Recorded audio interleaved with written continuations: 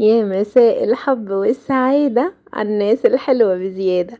لو أول مرة تشوفوني، أنا اسمي كوكي. يلا بينا نعمل مع بعض حلويات المولد الحلوة الجميلة الخطيرة. تعالوا اسمعوا معايا الصوت عامل ازاي ولا القرمشة. حاجة خرافة. حاسة بصراحة اللي أنا عاملة زي الفار اللي بياكل السوداني. يلا نسمي الله. اول حاجة انا عشان جبت البلانشة بتاعتي ودهنتها زبدة، براحتك ممكن تدهنيها زيت، المتوفر عندك اعمليه مع السكينة والادوات اللي انا هستخدمها. بعد ما دهنتها ركنتها على جنب، وهعمل دلوقتي السيرم بتاع الفولية والسمسمية.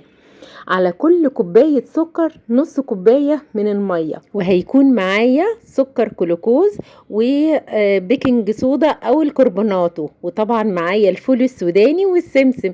يلا نسمي الله ونعمل اول حاجة الحلاوة الفولية. اول حاجة هنجيب حلة او صينية ونحط نص كوباية المية وكوباية السكر ومعلقتين كبار من سكر الجلوكوز، تقلبتين حلوين كده وجاري بينا على النار. نحطها على النار وتاخد وتدي مع نفسها كده عشان تستوي لغاية ما نحمص الفول السوداني. نديلها كده ايه تحميصة حلوة على السريع لغاية ما يكون السكر بتاعي اتكرمل وبقى حلو. هتختبريه طبعا في مية باردة، هتحطي جزء كده، ولو اتكسر معاكي يبقى كده استوى، لو ما اتكسرش تسيبيه شوية لغاية ما يستوي. هو كده جميل. يجي دور معلقة كبيرة كده من البيكنج صودا او الكربونات، وهنحطها ونقلبها بسرعة كده على السريع علشان ما يفرش معاكي. وتحطي بقى الفول المتحمص كله تقلبتين حلوين كده، ويلا بينا بسرعة على البلانشة قبل ما يبرد. انا عايزة كل حاجة تتعمل وهي سخنة. هسمي الله واحطها على البلانشة، الفول السوداني طبعا بالكراميل بتاعه، وهفردها فردة حلوة كده. براحتك بقى، عايزاها يبقى سمكها تخين براحتك، عايزاها يبقى رقيق براحتك. بس بصراحة احنا بنحب الحلاوة الفولية تبقى رقيقة والسمك بتاعها رفيع. تقعدي بقى بالراحة كده، براحتك بقى تفردي الفولية بتاعتك بالسباتولا او اي حاجة مدهونة بزبدة او زيت. اهم حاجة اللي انتي تفرديها بالسمك اللي انتي عايزاه، وتعمليها على شكل كده مستطيل، تحاولي يعني تسويها من جميع الاطراف. وتجيبي السكينة بتاعتك علشان تقطعيها حتت طويلة، حتت صغنونة، حتت بصي زي ما انتي عايزة. دي حاجة ترجع لذوق حضرتك.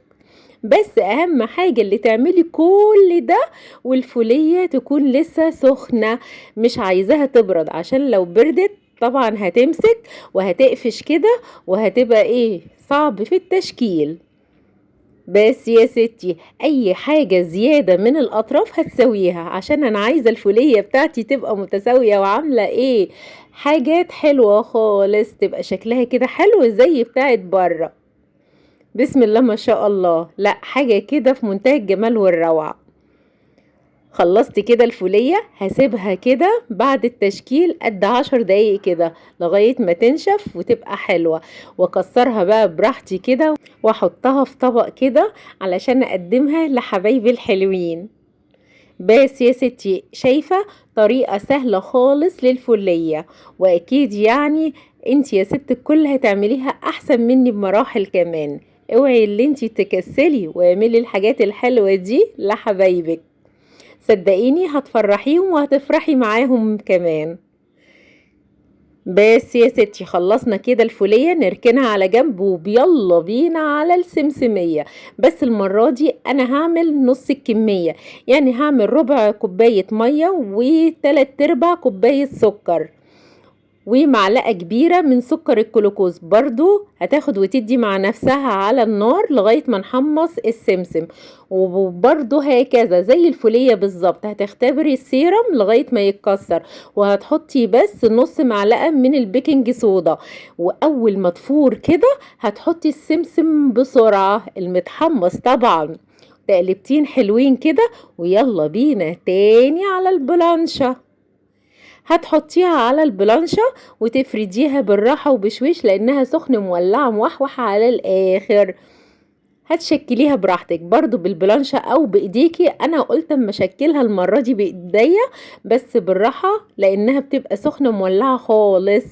وشكلتها وبرضو استخدمت هنا السمسم مش نص كيلو بصراحة، انا استخدمت ربع كيلو بس، عشان كده قلتلك السيرم خليته نص المقدار بتاع الفولية.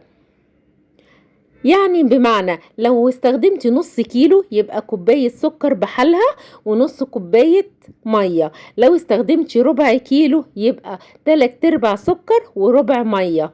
وطبعا السكر الجلوكوز بتبقى معلقة او معلقتين على حسب راحتك.